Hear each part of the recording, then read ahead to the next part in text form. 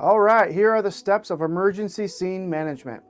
So we're managing the emergency scene. So there's 4 steps of emergency scene management, and if you're writing the test, this is the first question on the test. You need to know the steps of emergency scene management. All right, so the first step is to survey the scene. Next step is the primary survey, and then the secondary survey, then our ongoing casualty care. Okay, so let's walk through these, and then we'll go through. If you think about it, emergency scene management, we're managing the emergency scene, right? Primary is the life-threatening thing, so that's the CPR part of the class, right? That usually takes us up to our lunch break, where we then come back and we go into our secondary survey, right? And then we go into our ongoing casualty care. And then once we know the whole sequence, now all we have to do is know how to treat this specific injury and how to treat that specific injury. How do I care for a nosebleed? How do I care for organs popping out of the body? How do I care for all these specific conditions on top of everything I know already how to do? So let's walk through those steps. All right, so the first step is to survey the scene. So take a look at this picture. Would you say that the scene is safe? Let's take a look. So what do we see? We see the flammable truck, right, caught on fire. We see, how many casualties do you see? Okay, we see 3 casualties there, but also there may be some people in the cars that we can't really see right through the window. There's a driver on that red car there. There's maybe a driver and a passenger in the green flammable vehicle. So there's 3 injured, maybe 6. So when we look, we're gonna stop, think, and act. And so if you look under the think, we're looking at, is the environment safe? Okay, so that's normally how you'd survey the scene. We'd say there are no hazards here. No fire, no wire, no gas, no glass, no guns, no knives, no bad guys. The scene is safe, you can enter. So when we think, we use the acronym MCAP. So EMCAP. Okay, and then sometimes people would say MCAPI with a PI at the end. And so that would be, we'd introduce ourselves. So the first thing is the environment safe? The M is mechanism of injury. So if you don't know that word, that's a new word. We're going to add that to your vocabulary. The mechanism is how they got injured. Okay, so you survey the scene, make sure it's safe to enter. If it is, you can walk in, and as you're going there, you're thinking, how did this person get injured? What is their mechanism of injury? Right, so you walk down the stairwell, you see someone holding their neck on the bottom of the stairs, and you think, okay, that person fell down the stairs. So that's their mechanism of injury, a fall down the stairs. Okay, so if you look at this scene, what's the mechanism of injury in this scene? Okay, those people maybe were hit by a car. Okay, so that's the mechanism of injury. Okay, so environment, the mechanism, how many casualties am I dealing with? In this case, 3, maybe 6. Okay, then what assistance do I need? I'm going to need police, fire, ambulance, and hydro in this situation. And then I'm going to look at the protections. I have on my gloves, my goggles, my mask. I'm ready to respond. Okay, so that's how we would walk in. Then we'd introduce ourselves. Hi, my name is Brock. I'm trained in CPR. Can I help you? And they say yes. Okay, they give us permission. Then we're ready to go. So that's how we're going to survey the scene. Okay, we're going to think EMCA, EMCAP, and we can introduce ourselves with an I at the end. All right, so then we find out what's going on, and then we're going to call 911. We're going to tell them, listen to the operator, the dispatcher, and do everything that they tell us to do. Let them know where we are, and we're going to stay calm while we're talking to them. And then there is a new concentration to put it on speakerphone.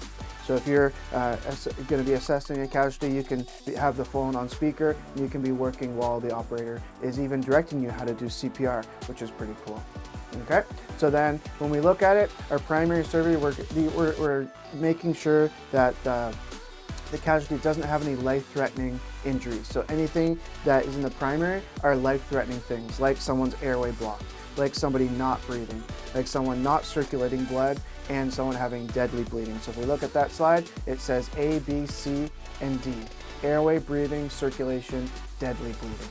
Okay, so when I ask you what's the primary survey, I want you to say the alphabet, the A, B, C, D. Airway, breathing, circulation, deadly bleeding. So now as we walk in, we think, is the environment safe? The mechanism of injury is unknown. Casualties is 1. Assistance will need police, fire, ambulance. And then I have on my gloves, my goggles, my mask. I can introduce myself. Hi, my name is Brock. I'm trained in CPR. Can I help you? And then they say yes or no. And you say, what's going on? We're going to call 911, let them know that something's going on, put it on speakerphone, and now we're ready to assess the A, B, C, and D.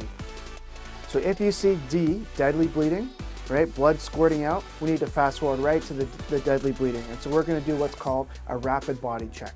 It takes no more than 30 seconds to assess the casualty. Look back at your gloves. Where is the bleeding coming from? All the way down to the feet, so head to toe. As soon as you look back at your gloves and you find the blood, you're going to put a glove hand on it and stop the bleeding. And we need to bandage that to secure it so that there's direct pressure on the bleed.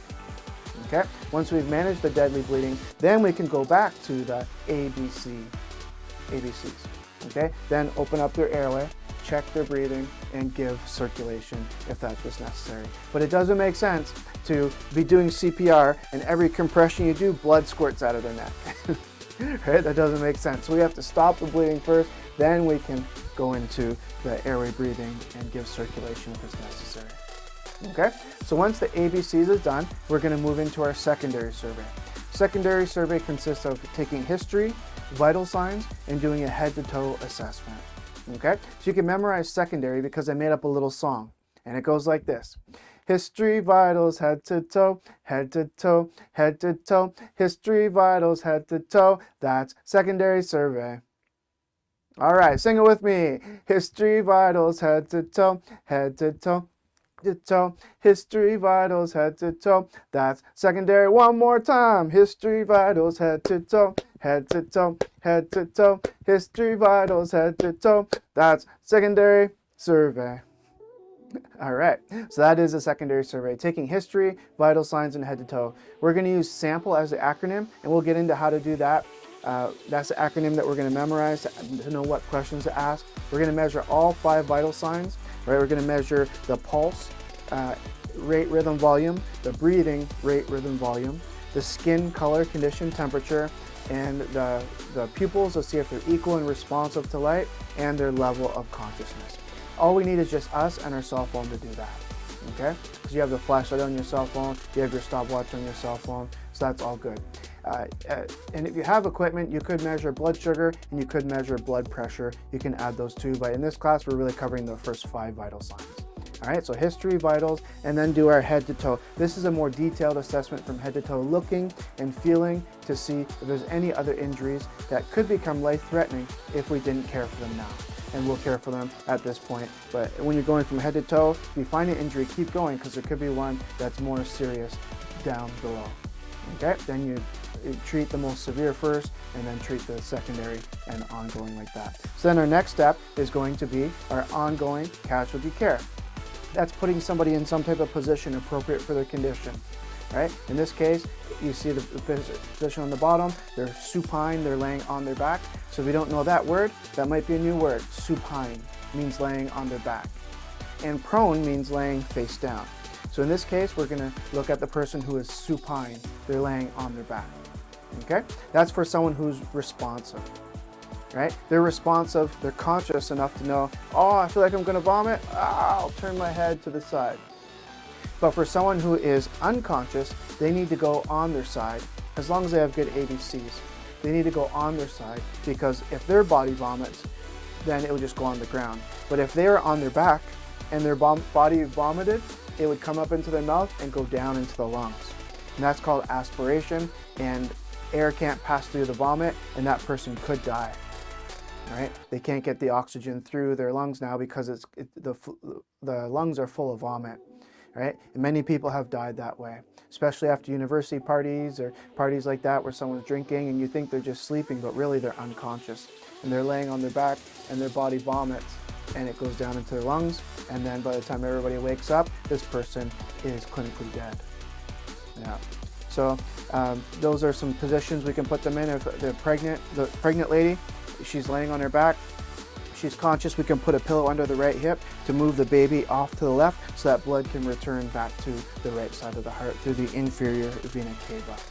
Okay? And then if someone has a spinal cord injury, we're going to hold their head in the position that we find it. So we're not going to move it, we're just going to hold it in the position that we find it. Spread your fingers out, put your hands on either side of the head, and you're going to secure their head so it doesn't move. Okay? You're going to try to immobilize it. So those are some positions, and for the unresponsive person, they need to go on their side. Okay, so ongoing casualty care is putting somebody in some type of position, cover them with a blanket to maintain their normal body temperature. We're going to tell someone, hey, go wait outside, and when the ambulance comes, direct them to come right through these doors. We're going to tell someone, hey, find their health card and get their medication so they can bring it to the hospital with them. Call their parents and let them know that they're going to the hospital. Right? Document all the information, all the treatment that you provided and what happened. And so all of those are things you can do for ongoing casualty care. And just rest and reassure them that everything's going to be okay and that the paramedics are on their way. Make them comfortable, and then we'll just wait till the paramedics get there. All right, so that's all of your ongoing casualty care. Okay, so we're going to continue to monitor the casualty's condition, the ABCs, give them nothing by mouth, because if they have to go into surgery, all that has to come back up. We're going to record the casualty's condition, any changes. We're going to monitor vital signs every 5 minutes, and don't leave the casualty until someone has taken over, like emergency response team or the firefighters or paramedics. All right, so those are all of our steps that lead up to CPR. So it gives you a good understanding of the steps that we're going to go through. Now we'll get into the CPR section, so click on that one next. All right, let's do that now.